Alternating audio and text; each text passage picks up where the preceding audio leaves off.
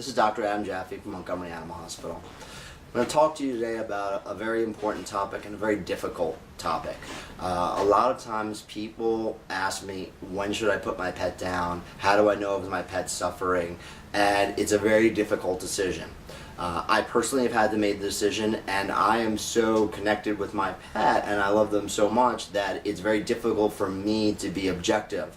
And I went through it about a year ago, and I had the same problem where I actually had to turn to my friends, turn to my wife, turn to my colleagues and say, I'm doing the right thing, right? And it's not easy when you're so closely attached. And certain situations, I think you just kind of know. The pet stops eating. The pet has an aggressive form of cancer. They're losing weight rapidly. And when you look at it, their quality of life, you have to look at it in terms of quality of life.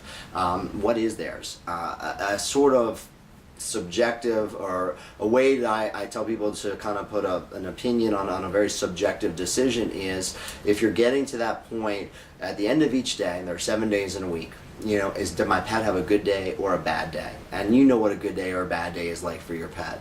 And if you find that 4 or 5 out of 7 days the pet is not having what you consider to be a good day, it's not eating, it's not drinking, your lab doesn't want to go for walks, it doesn't want to take treats, it doesn't want to play with you, it's more standoffish, well, then you're having more bad days, and the quality of life of that pet is not good. Just because your pet is eating or drinking doesn't necessarily mean that he feels well or is healthy. Just a lot of animals will eat up to the very end.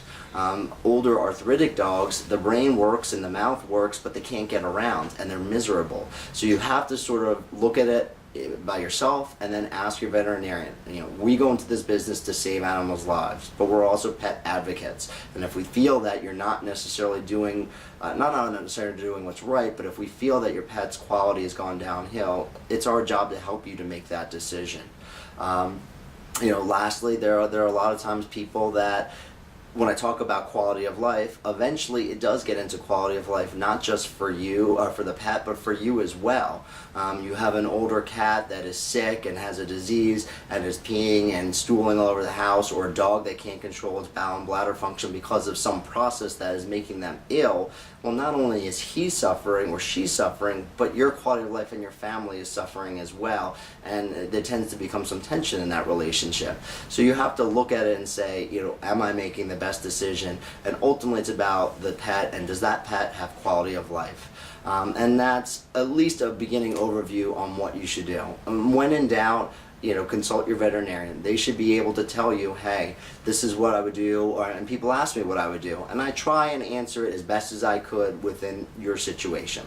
Anyway, I hope that helps. This is Dr. Adam Jaffe from Montgomery Animal Hospital in Rockville, Maryland. Thank you.